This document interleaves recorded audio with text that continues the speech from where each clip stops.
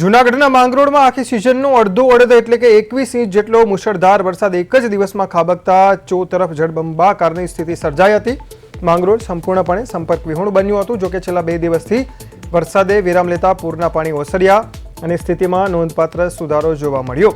ભારે વરસાદને કારણે હુસૈનાબાદ નજીક ધોવાઈ ગયેલો માંગરોળ સોમનાથ નેશનલ હાઈવે તંત્ર દ્વારા યુદ્ધના ધોરણે રિપેર કરી દેવાયો છે. આ ઉપરાંત ઓવરટોપિંગને કારણે બંધ થયેલા માંગરોળ કેશોદ અને માંગરોળ પોરબંદર સહિત ગ્રામ્ય વિસ્તારોને જોડતા 30 થી 40 માર્ગો પણ સુકાતા વાહન વ્યવહાર માટે ફરી ખુલ્લા મૂકવામાં આવ્યા છે. રહેણાંક વિસ્તારોમાંથી પાણી ઉતરી જતા લોકોએ રાહતનો શ્વાસ લીધો છે. જોકે હાલમાં પણ માર્ગ અને મકાન વિભાગ હસ્તકના 9 રસ્તાઓ ઓવરટોપિંગને કારણે બંધ હોવાથી તંત્ર તેને વહેલી તકે શરૂ કરવા કાર્યરત છે.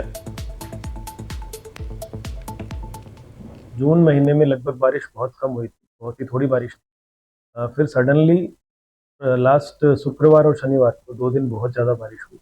स्पेशली शनिवार के दिन मांगरोल, केशोद, माड़िया, हटीना इन 3 तालुका में बहुत ज़्यादा बरसात हुई।